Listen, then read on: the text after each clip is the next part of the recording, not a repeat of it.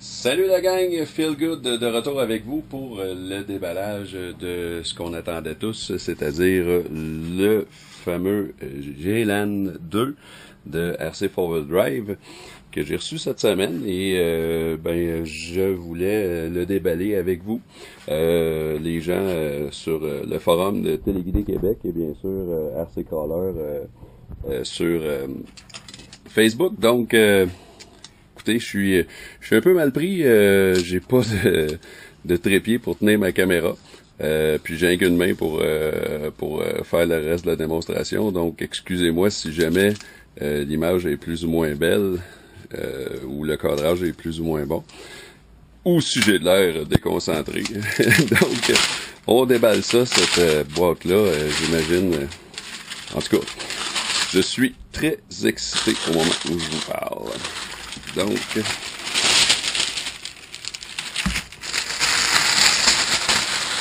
plastique est enlevé, on jette ça par terre, on rouvre la boîte spéciale, hein, elle se rouvre comme ça. Très belle boîte en passant, là, elle est vraiment bien faite, il y a des logos partout. On la tourne, qu'est-ce qu'on a ici sur le dessus? Bon, on y va comme ça. Donc, on a ici sur le dessus manuel d'instruction, j'imagine, avec déjà des notes, des feuilles jaunes. Donc, j'imagine il y a des petites choses qui ont été changées en cours de route ou peut-être qui n'étaient pas dessinées dans le plan. Là, c'est à suivre, mais en tout cas, on a 2 pages de notes jaunes. Le reste, livret d'instruction, assez bien fait. Assez bien fait là, quand on regarde ça. Par contre, ils vont pas comme dans l'axial, exemple comme les vis ici, on va dire du M3 12 mm, mais axial, ils vont aller jusqu'à dessiner la petite vis. Et ce qu'on peut faire, exemple, on peut prendre la vis, la mettre par-dessus l'autre, puis on sait exactement laquelle vis prendre. Donc peut-être qu'eux, ils font au début, par contre. Non, il n'y a pas de quand ils disent l'endroit là où il y a toutes les pièces de fourni. Donc c'est ce qui est le livre d'instruction au niveau de la première étage. Eh bien, on a les fameux différentiels Toyota qui sont relativement bien faits. Ils ont d'ailleurs refait, là, ça c'est la version 2, on voit déjà en partant là, la différence au niveau là, du... je sais pas si on peut bien voir comme ça, oui. OK, donc ici, là, le knuckle est complètement différent de la première version. Après ça, écoutez, il faudrait vraiment que je les mette à côté du TF2 pour voir la grosse différence, là, mais en tout cas, les knuckles sont vraiment là, complètement différents. La poche aussi. La poche est pas faite pareil. Donc, c'est le différentiel avant. On a le différentiel arrière ici. C'est vraiment, là, avec ce que je tiens dans mes mains, c'est incroyable. C'est tout fait, là, tout en métal. Tout en métal. J'imagine, ici, c'est bumper avant, bumper arrière. Ça semble être probablement les morceaux pour tenir le body. Ici, j'ai les fameux transfer keys. Ils sont vraiment bien faits. Là. Je sais pas si vous pouvez voir. Là, il y a travail de machinage incroyable. Et ça, à peu près comme tous les véhicules qui sont montés, je vais devoir le démonter parce que ils mettent à peu près une goutte de graisse dans ça. Des fois, il n'y en a même pas du tout. Puis en plus, toutes les vis, normalement, ils mettent pas de Loctite, ce qui occasionne des problèmes dans les trails. On perd des vis parce que ça shake ces choses-là. C'est quoi? Je sais pas si c'est dans l'emballage. Il y a comme la toile d'araignée. Donc, au niveau de la transmission, maintenant, encore une fois, on a une transmission tout en métal. Ce morceau-là, voyez-vous, je croyais qu'il était en plastique, mais il est en aluminium, lui aussi. De A à Z. La transmission ici, ça aussi, c'est en métal. Une transmission, contrairement au Trailfinder, celle-là est à simple vitesse. Trailfinder, lui, c'est 2 vitesses. Bon, ben, écoutez, tout comme moi, j'imagine, vous avez hâte de voir ce qui se passe en dessous de cet étage-là. Oh! C'est les rails. Les fameuses rails avec les Tower Chuck tout en aluminium. Travail de machinage là, incroyable. D'ailleurs, regardez-moi le skid plate. Tout en aluminium. C'est tout d'un morceau en plus. Là. Ça doit coûter incroyablement cher fabriquer juste cette petite pièce-là parce que ça prend un bloc d'aluminium complet pour aller machiner ça. On voit là, le travail des couteaux. Là, puis regardez l'épaisseur que ça a. Là. Donc, ils doivent aller machiner une pièce dans un bloc d'aluminium pour fabriquer la petite pièce que j'ai dans les mains. Les rails, ben, encore une fois, là, c'est du l'aluminium bord en bord. Regardez ça, le travail de machinage qu'on a. C'est du 3D, mesdames et messieurs. Oui, c'est vraiment bien fait. Vous comprendrez que je suis un peu sans mots parce que j'en reviens pas comment c'est bien fait. C'est ce que je m'attendais, là, mais écoutez, on est toujours surpris. Ah, les roues, ils arrivent montées contrairement au TF2. Donc, les pneus, c'est des Dirt Grabber. Et lui, il est dans le 1.9. Il vient avec les roues stampées de RC 4-wheel drive. C'est bien le fun qu'ils viennent monter, mais ils sont pas mal scellés. Je suis pas sûr qu'ils vont se vider d'air comme faut. Hey, c'est incroyable comment ils sont collantes. J'ai l'impression que j'ai les mains pleines de sirop d'érable ou du miel, là, mais j'y touche puis ils me collent dans les doigts. Le crampon dessus, ils sont super beaux aussi. Je pense que côté matériel, là, que le rubber qu'ils ont pris, là, c'est pas le même que d'habitude. On voit là, le sidewall est beaucoup plus mou, là, ce qui est très intéressant parce que RC 4-wheel drive, ils ont des tires normalement qui sont un peu plus durs que la moyenne. Et aussitôt qu'il fait froid ou qu'il mouille, ben on a des problèmes au niveau d'adhérence. Donc, ben écoutez, ça c'est nos 4 pneus pour le véhicule. C'est sûr que ça élimine du temps, le fait qu'ils soient tous montés. Là. Je pense que c'est la première fois là, que je vois ça là, dans un kit qu'on ait à monter des pneus. Faut que je vérifie aussi, je trouve ça bizarre, la lèvre de l'intérieur est épaisse, là, mais les 4 sont de même, j'imagine que c'est normal, là, puis les pneus ont l'air à bien tenir dessus. Après ça, ben on a nos sacs de pièces. Donc ici, ça c'est tout ce qui est du hardware, tout ce qui est des vis. Encore une fois, ils ont l'air d'être tous bien étiquetés au niveau des grandeurs. Donc, contrairement à ce que je disais tantôt, c'est sûr qu'Axial, eux, vont aller indiquer quel vis va à quel endroit. Eux, chaque sac normalement est étiqueté. J'ai encore pour vous donner des exemples, j'ai encore ici des sacs de mon TF2, puis vous pouvez voir là, que chaque sac est étiqueté, exemple 14 M3 15 mm step screw. Donc quand ils disent ça prend tel vis, ben on n'a pas de, c'est pas trop long de trouver dans quel sac ça va. Ici ça c'est tous les morceaux de plastique. Donc ben c'est bien indiqué dessus. J'ai 2 plastic parts. On a le fuel cell là, dans lequel là, on peut mettre là, nos accessoires électroniques, toutes les turnbuckles, puis les drive shafts, les velcro. Drive shaft, ben ça va probablement être la première chose à changer. Là. Drive shaft en plastique, tout le monde sait que ça pop et qu'on finit on fait pas long dans une trail en tout cas avec ça. Et ben lui c'est le sac des metal parts. Ici, ben regardez donc ça, comment c'est intéressant. Ils fournissent avec les drive shafts aluminium drive shaft ring. Donc, un peu comme Axial avait sorti dans le temps. C'est des rings qui vont autour des drive shafts pour justement les empêcher de popper. Donc, ça peut être intéressant. À suivre, là, on va regarder la force de ça. Les pièces là-dedans, c'est assez dur à voir à travers le sac. J'en vois quelques-unes. Chaque link ont des grandeurs d'indiquées dessus. Donc, je sais pas si vous voyez, là, on voit 59, 73, 65. Donc, quand que je vais le monter, là, je vais vous montrer ça tranquillement, pas vite. Et puis, en tout cas, c'est vraiment des belles pièces machinées. C'est assez dur à voir à travers le sac. On voit ici, là, il y a des pièces pour le 4-link, etc. Ben, le morceau qui reste dans le fond de ça, c'est le body. Donc, on va essayer de sortir ça à une main.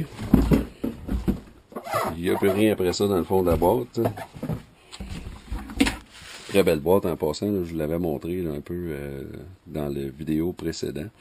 La boîte, il n'y a pas un côté de la boîte là, qui a rien dessus. C'est le genre de boîte qu'on veut garder dans notre chambre quasiment, puis la regarder avant de se coucher. Donc, on met ça de côté. On s'en vient ici avec la boîte, probablement du body. On va aussi mettre de côté les pièces, le temps que c'est question de se faire un peu de place. Donc, ça s'en vient ici. OK. Ben, comme toujours, hein, on a trop de choses là, sur le tablier, puis on perd un couteau. Bon, on roule ça.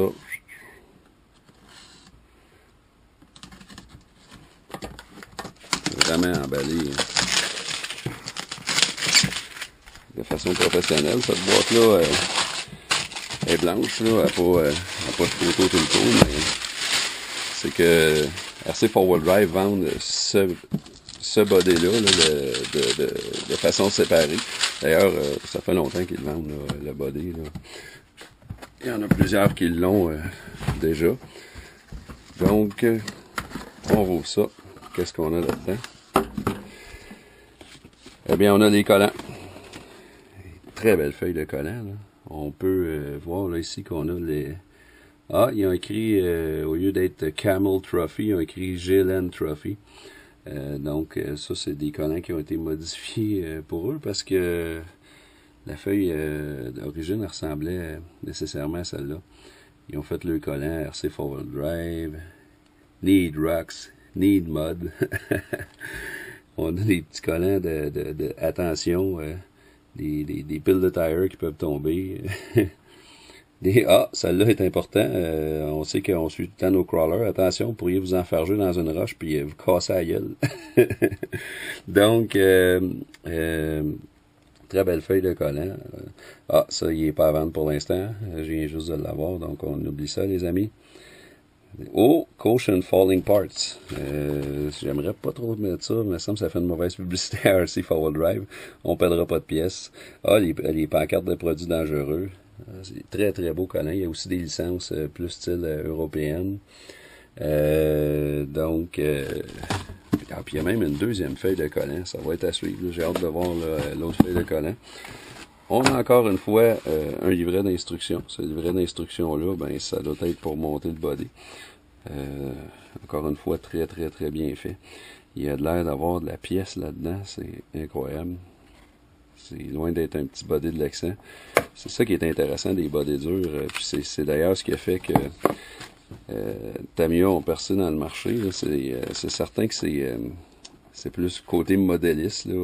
C'est pas un body qu'on veut faire 24 tonneaux avec parce que autant qu'on met dessus puis le travail qu'on met dessus, ça fait mal ou ça fait grincher des dents, comme on dit. Mais c'est, comme vous pouvez voir, là, très, très, très, très, très bien détaillé. Là. Il y a un intérieur complet dans ce body-là, allant jusqu'au shifter. Donc, ça va me prendre encore une fois un petit bonhomme, puis il va falloir que je trouve du tapis pour mettre là-dedans. Donc, ça, c'est le livret d'instructions. Oh, là, on s'en vient au bout de le fun. Qu'est-ce qu'on a là? Le body. Ouf. On va mettre encore une fois la boîte de côté. porte de côté. C'est comme à Noël, hein? On déballe plein de choses. On a plein de boîtes, plein de papier d'emballage. Les poubelles vont être pleines lundi. Donc, on rouvre ça. Il manque une troisième main, tabarouette. Et malheureusement, mon membre central ne peut pas tenir la caméra.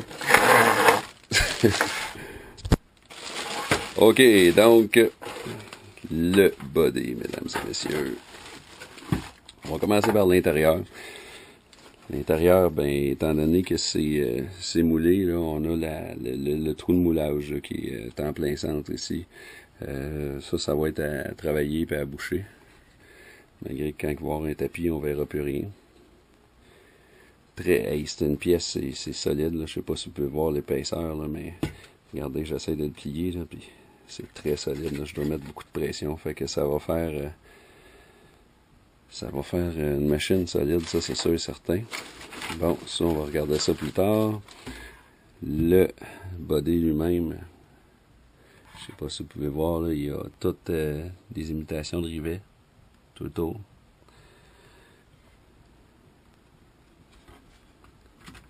Ça ici, j'ai vu sur certains forums qu'il y en a qui le perçaient. Puis ils se mettaient des fans derrière, donc ça peut apporter un look encore plus scale.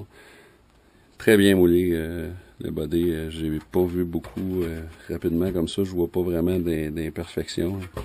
Il y a ça ici que je suis pas sûr que je vais garder, c'est pour monter le pneu de spare. Peut-être que mon intention c'était de le mettre ici, sur le devant. Donc ça va être à suivre. On va regarder maintenant les accessoires qui doivent être ici. Ça, j'ai bien hâte de voir parce que j'ai vu sur le forum quelqu'un qui s'est acheté un body. Et malheureusement, les vitres qu'il a reçues étaient mauves. Puis la plupart de ceux que j'ai vu de monter à date, les vitres étaient mauves. Ce qui est pas très fort, là, je comprends pas pourquoi ils ont fait ça. Bon, encore une fois. Ok, je vais déposer la caméra le temps que je prenne mes deux mains. Ils vont jusqu'à écrire RC 4-Wheel Drive sur le collant. Ça sent bien intéressant. Ils font vraiment un branding. Oh mon Dieu, il y a de la pièce là-dedans. Je vais être obligé de déposer la caméra encore. OK. Donc, qu'est-ce qu'on a là? On a plein de choses. Hein? Regardez toutes les petites lumières, volants, les miroirs, les wipers. Il y a de la pièce. Je sais pas combien de pièces qu'il peut avoir au total, mais ça serait intéressant. Il devrait faire des fois comme des puzzles, écrire 1500 pièces ou quoi que ce soit. Ben regardez, ça c'est tous les morceaux chromés.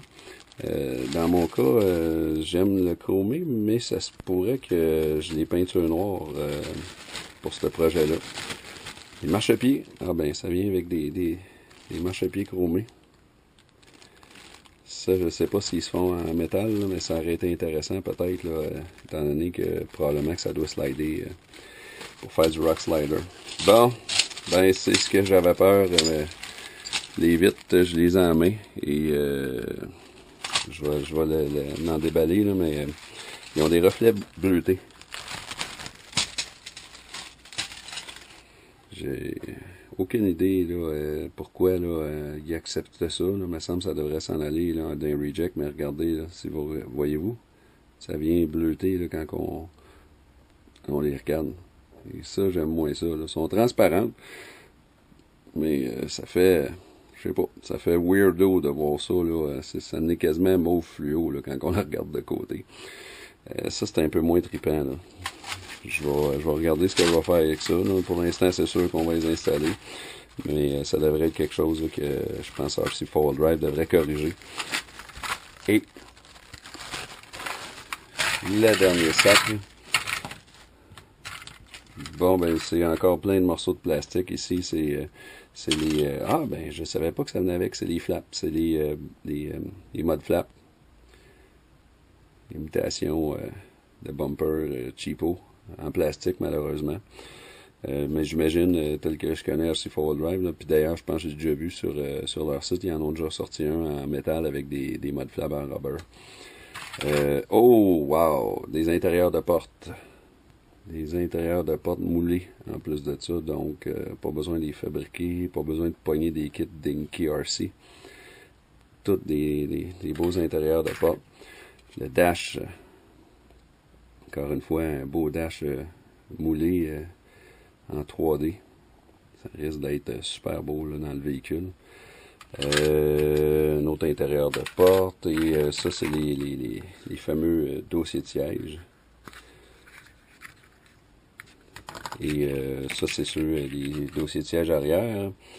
Et ben ça doit être... je vais falloir que je vérifie. Tantôt, j'ai vu qu'il y avait un bumper, mais il y a l'air d'avoir un autre bumper pour le body. Là. Je ne sais pas si on l'installe pareil, celle-là. C'est à surveiller. Bon, ben comme vous pouvez voir, là, juste le body, là, ça fait pas mal de pièces. J'en ai déjà pas mal sur l'atelier, en plus de tout ce qu'il y aura à monter là, dans l'aluminium. Donc, c'était mon vidéo de la présentation du GLN. Et bien sûr, je vais procéder au montage. Je ne sais pas si je vais le faire en fonction vidéo ou si je vais vous le faire en prenant plusieurs photos puis en faisant un petit montage après là, des photos à suivre. Mais suivez mon post sur Téléguidé Québec, donc www.téléguidéquebec.com et je suis disponible aussi pour toute question. Donc, espérant que vous avez apprécié cette vidéo, c'est Phil Good qui vous salue. Bonne journée.